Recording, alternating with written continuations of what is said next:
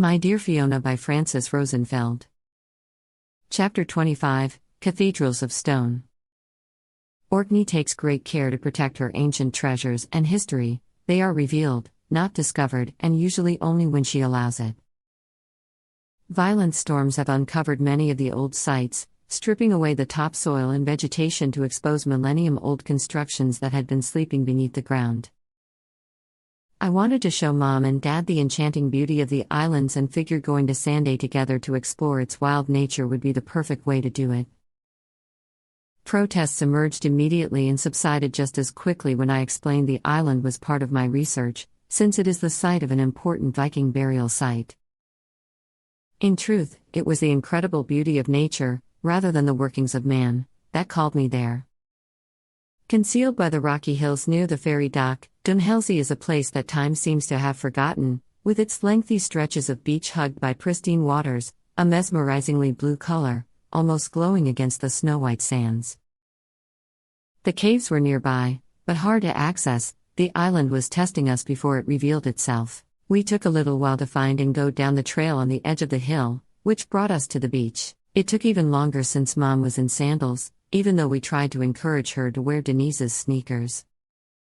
We were alone on the beach, which stretched as far as the eyes could see, like we were the only people in the world, walking into the sacred nexus where earth, water, and air meet and intertwine.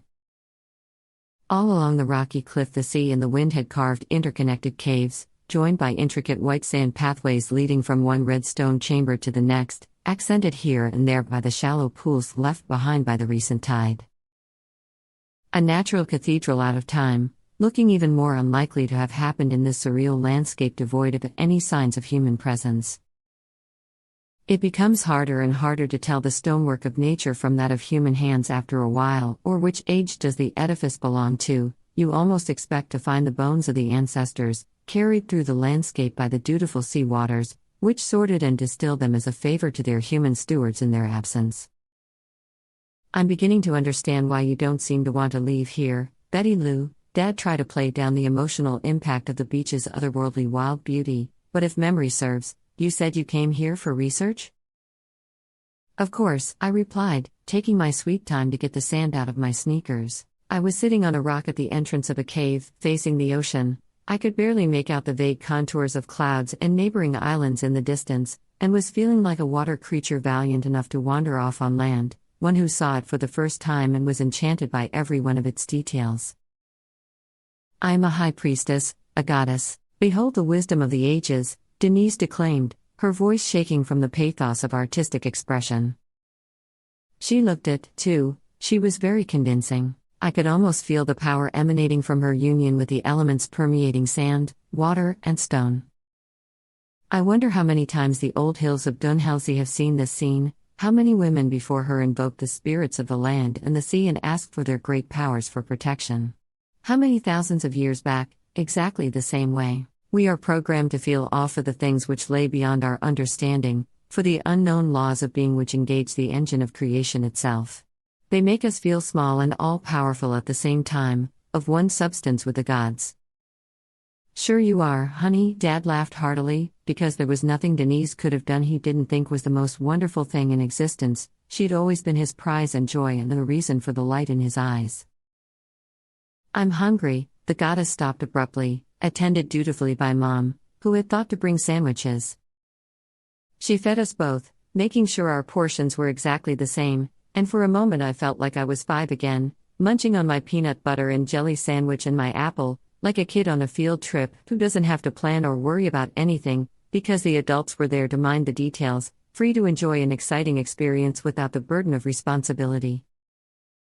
That will not do it for me, woman, Dad protested, rubbing his stomach. We've been out for what, 5, 6 hours? I need actual sustenance before our resident anthropologist regales us with more Viking digs. I saw a delightful pub back in town. Off we go, before I fade away. How are you doing in those sandals? Do I have to carry you? There is a long way up the hill, he joked. Mind yourself, dear. They're very comfortable, actually. I took a last look at the sea before we started our steep climb back to civilization, and the sea put visions of boats with intricately carved figureheads decorating their prows in my mind, and the wind carried guttural sounds of horns and voices speaking in a sharp language. I know of the horn of Heimdall, hidden under the high-reaching holy tree. On it there pours from Valfather's pledge a mighty stream. Would you know yet more? I saw your girlish figure in the distance at the end of the beach, Fiona, your hair blown by the wind, barefoot in the white sands, your hands and arms engaged in a strange gesture I instinctively read as a blessing. Thank you, my fair princess. I'm going to need all the help I can get. I need you to show me the way, if I'm ever to figure out who you are. What is this place we're going to? Dad asked as we were eating, to make conversation. It's a Viking boat burial site, 3 people, lots of artifacts. I preempted the question. All the findings are displayed in the Orkney Museum in Kirkwall. And yet we are all here, Dad pointed out the logical inconsistency. Well, the whole point of coming to Orkney is to go to the actual sites, right? Besides, I thought a nice day at the beach was in order. Denise had her fill of souterrains. And to think that if you can't get to a man-made hole in the ground, you'll still find your way to a natural one, Denise countered. Let's keep above ground, shall we? I want to go to Tresness Beach. Have you seen the pictures? It's surreal. If there is time left after we go to Skar, did you know there is a large stone there that was thrusted all the way from Norway by the glaciers? Legend said a furious witch tried to throw it at the boat that carried her cheating lover and his new sweetheart and missed. Why do you think I never displease your mother? Dad replied, serious. If only, Mom sighed and rolled her eyes. Dessert anyone? She looked around the table. I was going to decline, but Denise had already grabbed the menu and picked a plate of cakes to share with the family. Summoning the powers of the earth, air and water must be burning a lot of calories. I suppose it is fitting for a descendant of the dragons, if those symbols you keep showing me, Fiona, are true, if the whalebone carving found at the side of the revered matriarch from the archaeological site we're about to visit speaks of our roots at all. Red dragons writ large on the sides of rocky hills, the symbols of longevity, power and wisdom, and apparently a voracious appetite.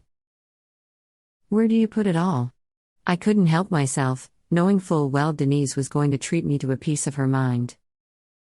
Shut up and eat, will you, Ethel? God forbid anyone enjoyed oneself at all. You're like the fun police. Denise. Mother protested. Denise didn't respond, too deeply buried in the cheese pastries to pay attention to anything else.